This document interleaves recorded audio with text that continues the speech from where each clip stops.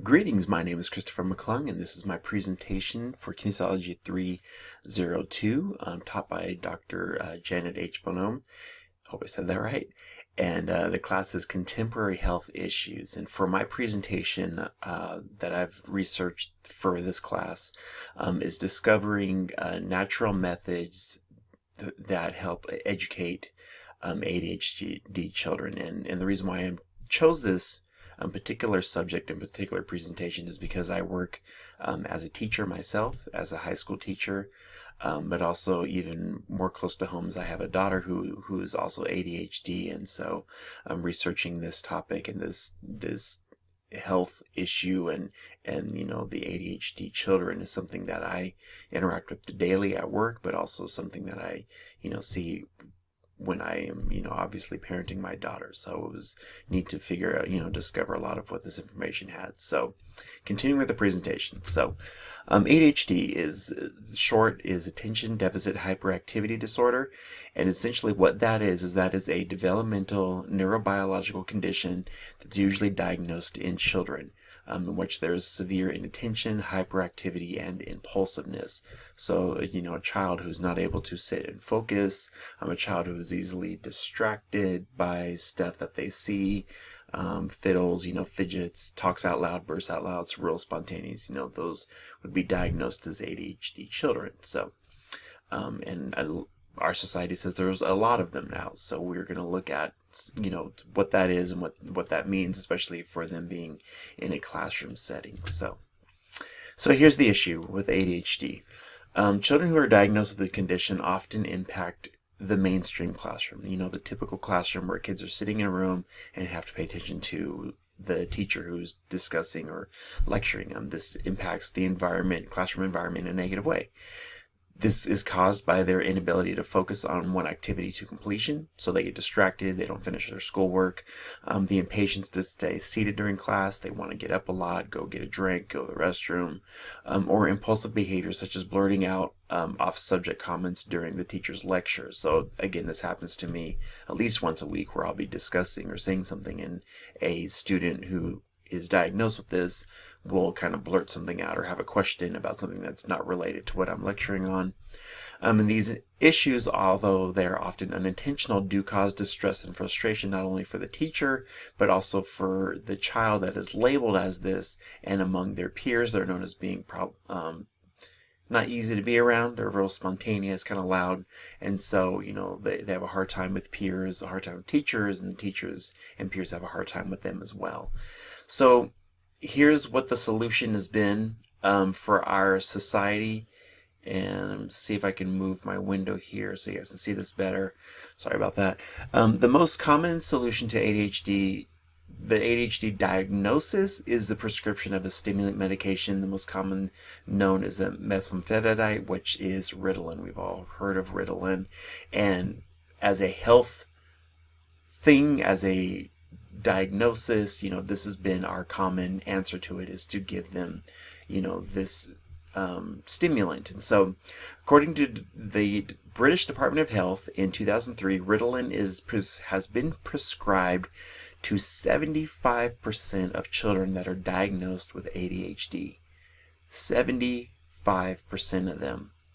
So the purpose of Ritalin is to increase alertness, combat fatigue, improve inattention in the child, and this is done by increasing activity in the central nervous system. So it's a drug that we give them that helps them to focus, helps them to, dissipate some of the issues that they are struggling with. Again, 75%. You take 4 kids that are ADHD. Let me put this up. 4 kids that are ADHD, 3 of them are prescribed Ritalin to deal with this. So here's some of the side effects from Ritalin. Side effects include nervousness, drowsiness, and insomnia, while others may experience appetite loss, anxiety, blood pressure changes, dizziness, headaches, nausea, weight loss, and even stunted growth. The pharmacodynamologists, I'll mess that up, in drug and safety, said this quote about it: the short-term benefits and cost-effectiveness of Ritalin are well established. However, the long-term effects are still unknown. And that's a scary thing to think about, especially as a parent, that my daughter has dealt with some of this, anxiety and stuff, in class and in school. And it's scary to think about that we are still exploring what the long-term effects of Ritalin are for our kids that are prescribed this, to deal with ADHD. So, so is it the right solution? Children oftentimes diagnosed with ADHD are prescribed Ritalin as the solution to their behavior.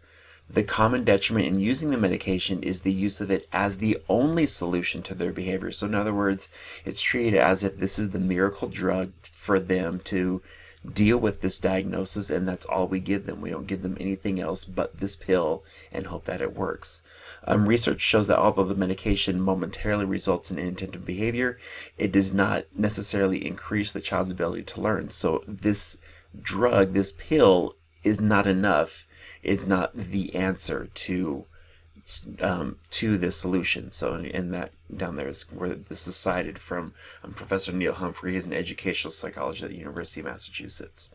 So here's another solution. When a child enters the school system, their teachers are in good standing to identify and assist in the development of the ADHD impaired child. So as a teacher, I can vouch for that. Yes, the kids who I'm with a lot throughout my day. Some of them, I'm even with them longer than they're with their own family members. So I'm in a perfect spot to be able to identify, how this kid is doing, how this kid is reacting. And teachers are routinely required to provide standardized information regarding the child's educational development. Therefore, a clinical response to assist the child's daily behavior is increasingly recognized. Again, that as teachers, they are in a great spot to look at the child, see how they're doing, see how they're behaving, seeing how they're adapting to the educational environment and being able to help them, outside of just, what parents or doctors may think, is going on outside of school. So here are some natural solutions. Let me move my window again. Children with both giftedness and ADHD rely on intellectual or creative ways to create stimulation depending on their specific talent domain. So ADHD kids oftentimes are very creative. They're very unique. The way they learn is unique. The way they are able to see and do problem solving skills is very unique, and they're oftentimes really good at it. My daughter is very good at being organized and categorizing things. Her Legos are in certain colors. When she gets Halloween candy, she divides them by colors or by, type, and she's very good at that. That's how she processes, what she's interacting with. There are many alternative teaching methods for ADHD children other than just giving them a pill that hopefully will, that we're hoping will be the answer. So here are some methods. Method 1. No distractions. Make sure the child is seated away from doors, windows, and within direct line of sight of the teacher. So put them in a place where they're more susceptible to learn. If a child is ADHD, you don't want to sit them next to the window where they're watching everybody, pass by. They're watching, but they, see who's out the window, what's going on. Method number 2. Move this again. Sorry, I'm moving my window all over this thing. Structure, routine, and reinforcement. Review the previous lessons, provide an outline or schedule of the upcoming lessons, set a learning or behavior expectations, state specified materials and resources needed, and simplify the child's instructions and choices. So instead of giving them a lot of stuff right at once, you can break it down into little parts, give them structure, give them organization so that they develop routines. Again, my daughter is very much routine minded. She wants to know, and she does better when she knows, what is expected of her throughout her day and what time she needs to get things done. Another one, method 3. Move my window again. Visual stimulants. Learning through visual methods such as overhead projectors, computers, and other interactive media will increase the child's learning potential. Visual media stimulates the mind of children and not only engages their creativity but also grasps their attention for a longer duration of time. So instead of sitting there talking and talking and talking, you can give them visual cues. You can give them things to do with their hands. You can use computers, use games, use videos. All these visually things will help them in learning and processing, not talking to them for hours on end and expecting them to do a worksheet at the end of your 20-minute lecture will help in this. Take frequent breaks. Lessons with frequent and short breaks in between activities are encouraged. Every mind needs a refreshing break. As a teacher, I personally only lecture for about 15 minutes at the longest, and then I give my students something to do hands-on, and then I allow them to listen to music, allow them to get up, and I work in an environment that is susceptible to learning, especially with my ADHD kids, who I know they are. It's hard for them to sit and listen to something, for longer than that, and that method works really well. So, almost done here.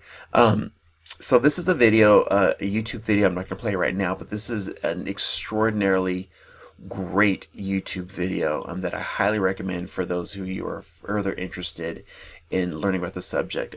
It's by Sir Ken Robinson. It's about creativity and changing the way educators think and how we treat kids.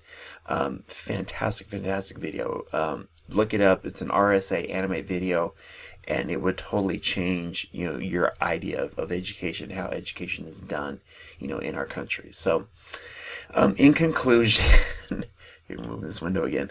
In conclusion, with a large amount of, here's something that I feel, and I wrote, with a large amount of children prescribed medication to cope with their behaviors, it would be beneficial to see further research of naturalistic and non-narcotic solutions to teaching ADHD kids. With the amount of children identified with being ADHD increasing, and again, it seems every year getting more and more, further publications and awareness for teaching methods and developmental plans would benefit those involved with ADHD children. Research, understanding new methods will help us all. Children diagnosed with this disorder often exuberate a significant amount of creativity, and although their attention lasts only for a moment, their minds continually work at a rapid pace, moving from one project to the next, from one idea to the next. They're constantly thinking.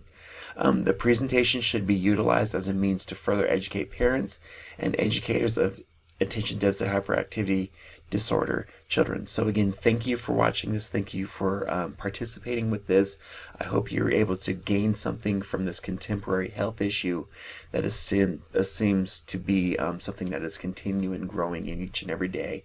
And again, if anything, I've learned that medication is not the sole answer. There's far more that we should be doing to help our kids who are diagnosed with ADHD. So again, thank you. God bless. I pray you have a wonderful week and a wonderful year.